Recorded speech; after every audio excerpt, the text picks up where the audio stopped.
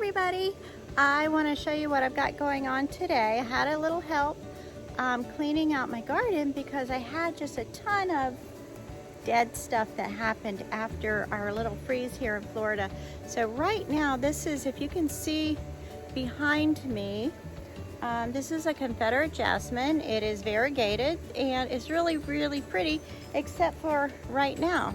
So I contacted a plant expert and I was told that I could leave it like this, which I'll back up so you can see.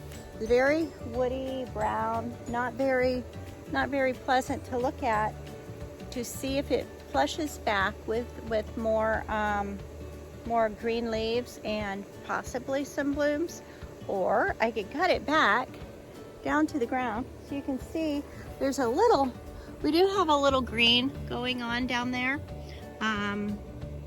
So that would be just an option to cut it back nearly to the ground, and then I could then just let it regrow, but with no blooms at all this year. So anyway, I am going to try to just leave it like this, see how much the freeze affected it, and if I can, then I'll have something green. But right over here, I'll step back a little bit, I have another one, and this one didn't get affected by the freeze. See, the leaves are still green and still trellising over the obelisk, and it's going to go around the fence very nicely, so I don't have to worry about that one. But this, my beautiful lush garden, is gone. It is just, anyway, all my white flowers are gone because I had, if you can see back there, this was a white garden, and in the middle I had all of my cat whiskers gone. Everything's gone. There are a few things like the gardenias. I covered those and they did well. We have some rhododendron right there. It did okay. There are bees flying around me because they're coming to my little fence bird bath there because they want some water. And anyway, so I have to watch what I'm doing. But all this did great. Now these are roses. They actually had blooms on them the day that we had the freeze, and I did cover them, and when I took it off I still had blooms, a few roses. And then the Dusty Miller did great. It seems to like the winter more than the summer here. In the summer it got very black and it looked like something I was just gonna have to pull, and I thought, well, let me just see how it's gonna do. So I didn't pull it and it came back beautiful. So I'm really excited. And behind there, I don't know if maybe you did or didn't watch the video, but I have that interesting little hibiscus back there. So that got covered too. It's doing really well. We're gonna see how it does. I mean, it hasn't like bloomed in full glory. And this is my other rose. But look, I have lots of like little pink stems. So that's going to be producing soon. And so that did really well. Here's another jasmine, variegated leaf Confederate jasmine. This did really well. I mean, there's some damage. You can see that, you know, there's some brown, and so I picked off most of the brown leaves, so I was just left with this. But if you can see here, there's just this little tiniest green leaf, so I'm gonna let that continue to grow, see what I get. Well, I have an azalea here, and if you can see way down here, sorry about the camera work, it's not my thing. I'm working on it now. I have a blossom over there, and I did some trimming back, and it was really sad. I had to cut off some really nice blossoms. But down here you can see I lost all this, my euphorbia, which was growing great. I lost that. And over there, right on the corner, right by the bricks, I had some Mexican, sorry, Mexican heather, I think. No, Mexican jasmine. Heather or jasmine, I don't remember. Anyway, lost that.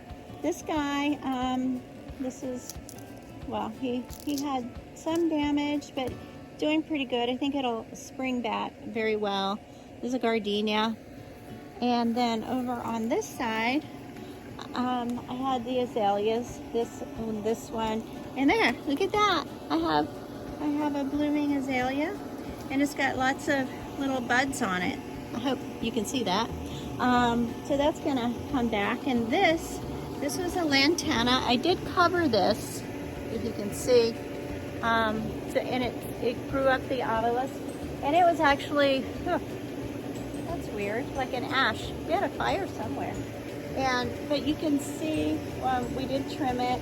It had a little blackness on it, but not very much. And what we trimmed did have flowers and blooms on it. So anyway, it will come back because it's great. They're wild here in Florida, so they grow. Yeah, I haven't figured out how to hide this yet, but I'm hoping that lantana will, I don't know.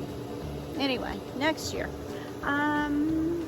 Let's see, yeah, the lantana grows wild, and over our fence in the back of the property, let me turn you around, we have woods back there.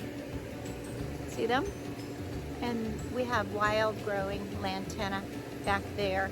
So anyway, this is the garden. It looks pretty devastated right now, but it will be great as soon as we get either. What I did was, let me tell you, so I cut down everything like a little bit above ground level to see what's going to grow and what's going to come back, and I'm hoping to get a lot come back this year. There's Sweet Sadie, and then hopefully I'll get my cat whiskers back, and then I don't really have to do much work at all. But I do have some butterfly garden seeds that I want to plant, and I will be able to get something. I'll have something. It may not be white, but it may have color, which well, I did the white garden, so why not have a little color? And let me turn you around. So sorry, don't get sick. Right here. Oh, let's see. This finger right here are the little plants that we planted this past fall, and the little yellow plants. What were those called? Can't remember the name. But anyway, there's a video on that. And they did really well. We didn't lose those at all. I had little pillowcases tied down around the bottom, over it, but tucked in around the bottom and tied. I'm looking at a couple of hawks just flew in over there. I have to watch my dogs pretty carefully because they're all small, and yeah, we have some predator birds out here that would not mind us. I found a deceased, oh, poor thing, cardinal beside the bird bath. I don't know how that happened. We don't have cats. Somebody may have cats, but you know, I didn't hear anything out here. And it looks like it's probably been there for about a week, so I have to take care of that. But we do get these predators around here, birds. And we have our bird feeders. We have 1, 2, 3 bird feeders. So they could have, you know, I think they kind of watch and see what's going on here in our yard because they know they come here.